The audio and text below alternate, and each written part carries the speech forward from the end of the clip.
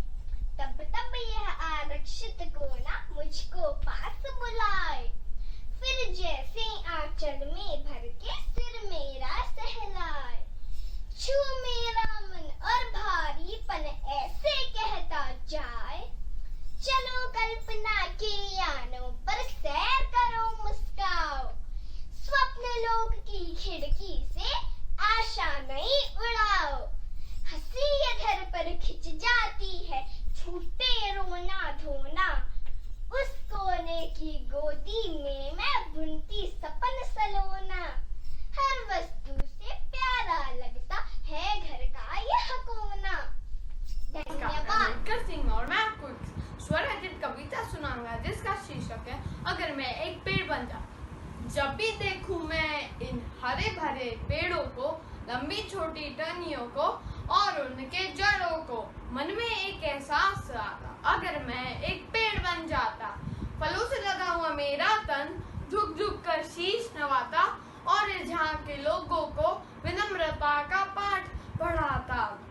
आम, पीपल, बरगद, सागौन, कुछ भी होता मेरा नाम, हर हिस्सा मेरा उपयोगी, आता मैं सभी के काम। मेरी मजबूत जड़ी देती उदाहरण इस बात का, जो इंसान जमीन से जुड़ा न भटका कभी वह अपना रास्ता। तिरंगों के 3 रंगों में से मेरा भी है एक रंग, पर न जाने किस शाख के लिए काटे जाते मेरे अंग।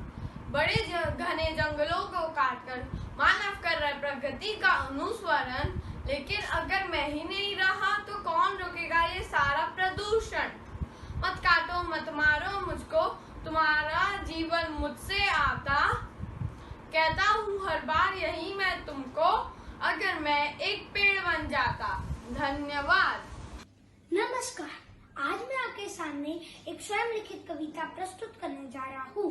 मेरी कविता का शीर्षक है धरती माँ का सम्मान।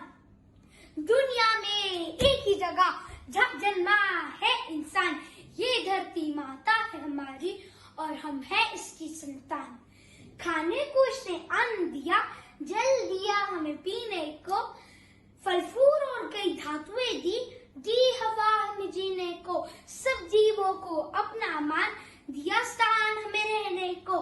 ये धरती माता है हमारी और हम है इसकी संतान। ये कैसे भूल गया इंसान, क्यों नहीं किया धरती माँ का सम्मान, क्यों दूषित जल को कर रहा है जीने के लिए है ये वरदान। कूड़ा करकट फैला रहा है, पेड़ों को भी काट रहा है, जहर हवा में घोल रहा है, श्वास कहाँ लेगा क्यों भूल गया रे इंसान। जीवन अगर बचाना है तो सबको ये समझाना है, प्रदूषण नहीं फैलाना है और धरती माँ को हमें बचाना है। आओ मिलकर कदम उठाए, प्रदूषण को मिटाए और पर्यावरण का महत्व समझाए और धरती को फिर स्वर्ग बनाए। धन्यवाद। मेरा शत शत नमन। मैं सिया सहानी कक्षा 4 वर्ग डी की छात्रा हूँ और आज मैं आप सभी के सामने एक कविता प्रस्तुत करने जा रही हूँ। तो चलिए आरंभ करते हैं। माँ की तरह हम पर प्यार लुटाती है प्रकृति, बिना मांगे हमें कितना कुछ दे जाती है प्रकृति। दिन में सूरज की रोशनी देती है तो रात में शीतल चांदनी लाती है प्रकृति।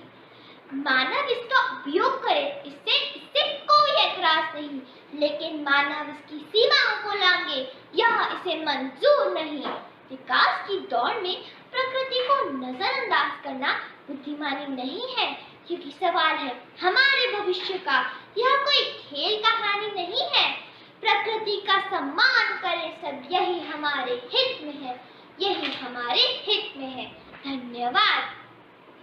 नमस्कार, मैं अस्मी गर्ग कक्षा 4C की छात्रा आपसे कुछ कहना चाहूंगी। आप सभी को तो पता ही है, इस कोरोना के कारण हमारा जीवन मात्र अपने घर तक ही सिमट कर रह गया है। परंतु इस दौरान मुझे ये अनुभव हुआ कि मेरे घर का हर एक कोना कोई ना कोई कहानी कह रहा है। बस मेरे समझने भर की देर थी। इन्हीं विचारों के साथ प्रस्तुत है मेरी कविता, जो मेरे लिए मेरी माँ ने लिखी है। आइए सुनते हैं। बाहर जाना तो मानो बस सपना सा लगता है, मेरे घर का हर कोना अब अपना सा लगता है। एक कोना जहाँ माँ का लाड, तो दूजे में पापा का दुलार। एक जहाँ भैया से अनबन, एक जहाँ नाचे मेरा मन। पर सच कहूँ मन भर कर अब जीती हूँ, बड़े प्रेम से खूब सोती हूँ। ना आपाधापी ना व्याकुलता, मन का हर कोना है सजता। एक कोने में रंग बिखरते तो दूजे में पैर थिरकते। एक कोना कोई कहानी साजे तो दूजे में सुलहरी बाजे। चित्रकला और गायन वादन हर अभिरुचि को है अभिनंदन। मुझको मेरा घर बेहद अपना सा लगता है, क्योंकि घर के हर कोने में एक सुंदर सपना सजता है, एक सुंदर सपना सजता है। धन्यवाद। सुप्रभात मेरी अध्यापिका और मेरे दोस्तों, मेरा नाम माही उपाध्याय है। मैं कक्षा 4F की विद्यार्थी हूँ और आज मैं आप सबके सामने एक कविता प्रस्तुत करने जा रही हूँ, जिसका शीर्षक है जल संरक्षण। सदा हमें समझाए नानी, नहीं व्यर्थ बहाओ पानी। हुआ समाप्त अगर धरा से, मिट जाएगी ये जिंदगानी, मिट जाएगी ये जिंदगानी। नहीं उगेगा दाना दुनका, हो जाएंगे खेत वीरान। नहीं उगेगा दाना दुनका, हो जाएंगे खेत वीरान। उपजाऊ जो लगती धरती, बन जाएगी रेगिस्तान, बन जाएगी रेगिस्तान। हरी भरी जहाँ होती धरती, वहीं आते बादल उकाली। खूब गरजते, खूब बरसते और करते वर्षा भारी, और करते वर्षा भारी। हरा भरा रखो इस जग को, पेड़ तुम खूब लगाओ। पानी है अनमोल रत्न, तुम एक एक बूंद बचाओ, तुम एक एक बूंद बचाओ। धन्यवाद। आदरणीय निर्णायक गणों को मेरा नतमस्तक नमन। आज मैं आनंद शर्मा आपके सामने एक स्वरचित कविता प्रस्तुत करने जा रही हूँ, जिसका शीर्षक है मेरे सपने। आशा है मेरा ये प्रयास सराहनीय होगा। उम्र है मेरी छोटी सी पर सपनों की हूँ खान। पढ़ लिख कर अफसर बन जाऊं, बढ़ जाए माता पिता की शान। आसमान की ऊंचाई को छू लूं एक दिन बड़ी होकर। इस समाज में जहाँ भी जाऊं, कहीं न खाऊं ठोकर। खुद भी अच्छी शिक्षा पाकर औरों को भी दूं अच्छा ज्ञान। फिर वह कोई विषय हो चाहे गणित, हिंदी या फिर विज्ञान। दिन प्रतिदिन जब भी मैं देखूं कोई पीड़ित, दुखी और लाचार, मन मस्तिष्क में कौंध जाते हैं समाज सेवा के उचित विचार। मन करता है ईश्वर मुझको दे एक ऐसा वरदान, दादा दादी नाना नानी का मेरे कारण बढ़ जाए सम्मान। धन्यवाद। आपका दिन मंगल में हो। सभा में उपस्थित सभी को मेरा नमस्कार। किसी ने सच ही कहा है, जहाँ न पहुँचे रवि वहाँ पहुँचे कवि। आज के इस कार्यक्रम में सभी नन्हे बच्चों ने ये साबित कर दिया है कि कोई भी काम मुश्किल नहीं होता और किसी भी मुश्किल काम को या जटिल काम को कितनी सरलता से पेश किया जा सकता है, जो अत्यंत सराहनीय है। तो चलिए मैं आपका परिचय इस कार्यक्रम की निर्णायिका जी से करवाने जा रही हूँ, जो हैं श्रीमती इलाश्री जायसवाल, जो हमारे विद्यालय की हिंदी की अध्यापिका हैं। वे कविताओं की रचना भी करती हैं। धन्यवाद। सबसे पहले आपका हार्दिक धन्यवाद मैम कि आपने मुझे इन छोटे छोटे बच्चों की प्रस्तुतियों को देखने का, उनका आनंद उठाने का सुअवसर दिया। कविता वाचन गतिविधि के अंतर्गत जितनी भी प्रस्तुतियां आई थीं, सबको देखकर मुझे बहुत ही खुशी हुई कि बच्चों ने कविता वाचन के नियमों का पूर्णतया पालन किया, जैसे कि उच्चारण, हाव भाव और सहायक सामग्री। और सबसे बड़ी बात कि किसी ने भी अपनी कविता को पूर्ण प्रभावशाली बनाने में कोई कसर नहीं छोड़ी। बहुत ही शानदार प्रस्तुतियां थी सबकी। किसी बच्चे ने स्वरचित कविता सुनाई, तो किसी ने अपनी माँ की लिखी हुई कविता सुनाई, किसी ने अन्य कवियों की कविताएं ली। तो विषय की विविधता तो थी ही उसमें, लेकिन साथ ही उन्होंने उसके प्रस्तुतिकरण में भी विविधता दिखाने की कोशिश की। मेरे घर का वह कोना, बच्चों ने बहुत ही इसमें शानदार तरीके से प्रस्तुति दी। खिलौनों के पास बैठ के या कमरे के किसी कोने में, या जल की बात जैसे बच्चों ने कही, तो उसमें उन्होंने जल का पूर्णतया प्रस्तुतिकरण दिया कि जल किस तरीके से हमारे लिए कीमती है। तो इस तरीके से, और उसमें संदेश भी छुपे हुए थे। तो मुझे बहुत ही अच्छा लगा देखकर। और लेकिन मेरे लिए एक काम मुश्किल हो गया कि इतनी अच्छी अच्छी प्रस्तुतियों में से प्रथम, द्वितीय और तृतीय स्थान वो निश्चित करना थोड़ा सा मुश्किल था।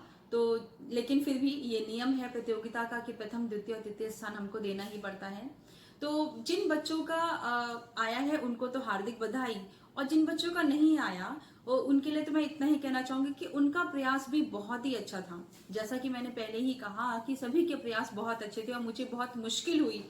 तो अच्छाइयाँ देखना आसान होता है, लेकिन उन अच्छाइयों में से सिर्फ ये देखना था कि किस में थोड़ी सी कमी रह गई, कौन सा थोड़ा सा कम अच्छा था, शायद किसी क्षेत्र में या किसी पक्ष में उनके प्रभाव में हल्की सी कमी रह गई, जिसकी वजह से वो उस स्थान को नहीं ले पाए। तो सभी बच्चों को हार्दिक शुभकामनाएं, बहुत बहुत धन्यवाद।